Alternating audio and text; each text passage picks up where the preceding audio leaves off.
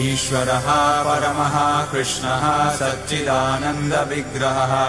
अनादिरादिर्गोविन्दः सर्वकारणकारणम्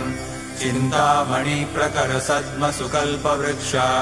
लक्षावृतेषु सुरवीरविपालयन्तम् लक्ष्मीसहस्रशतसम्भ्रमसेव्यमानम् गोविन्दमादिपुरुषम् तमहम् भजामि वेणुम् क्वणन्तमरविन्ददलायताक्षम् बर्हावतम् समसिताम्बुदसुन्दराङ्गम् कन्दर्पकोटिकमनीयविशेषशोभम् गोविन्दमादिपुरुषम् तमहम् भजामि आलोलचन्द्रकलसद्वनमाल्यवंशी रत्नाङ्गदम् प्रणयकेलिकलाविलासम् श्यामम् त्रिभङ्गललितम् नियतप्रकाशम्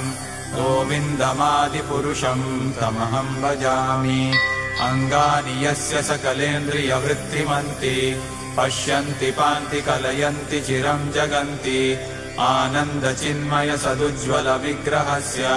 गोविन्दमादिपुरुषम् तमहम् भजामि अद्वैतमच्युतमनादिमनन्तरूपम् आद्यम् पुराणपुरुषम् नवयौवनम् च वेदेषु दुर्लभमदुर्लभमात्मभक्तौ गोविन्दमादिपुरुषम् तमहम् भजामि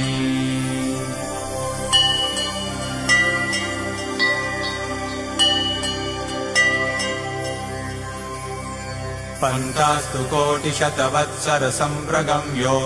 वायोरथापि मनसो मुनिपुङ्गवानाम् सोऽप्यस्ति यत्प्रपदसिम्न्यविचिन्त्य तत्त्वे गोविन्दमादिपुरुषम् तमहम् भजामि एकोऽप्यसौ रचयितुम् जगदण्डकोटिम् यच्छक्तिरस्ति जगदण्डचयायदन्तः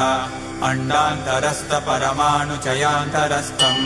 गोविन्दमादिपुरुषम् तमहम् भजामि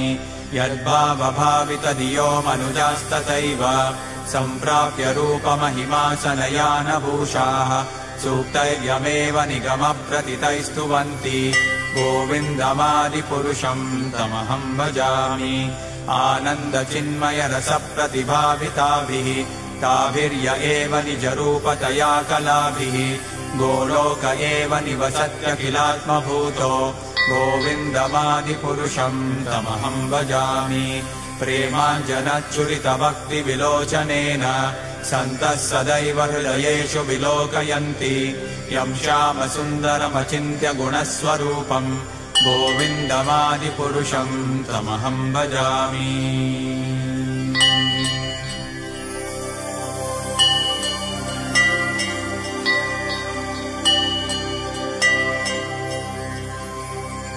रामादिमूर्तिषु कलानियमेन तिष्ठन् नानावतारमकरोत् भुवनेषु किन्तु कृष्णः स्वयं समभवत्परमः पुमान्यो गोविन्दमादिपुरुषम् तमहम् भजामि यस्य प्रभा प्रभवतो जगदण्डकोटि कोटिष्वशेषवसुधादिविभूतिभिन्नम् तद्ब्रह्म निष्कलमनन्तमशेषभूतम् गोविन्दमादिपुरुषम् तमहम् भजामि माया हि यस्य जगदण्डशतानि सूते त्रैगुण्यतद्विषयवेदवितायमाना सत्त्वाबलम् विपरसत्त्वम् विशुद्धसत्त्वम् गोविन्दमादिपुरुषम् तमहम् भजामि आनन्दचिन्मयरसात्मतया मनस्सु यः प्राणिनाम् प्रतिफलम् स्मरतामुपेत्य लीलायितेन भुवनानि जयत्यजस्रम् गोविन्दम्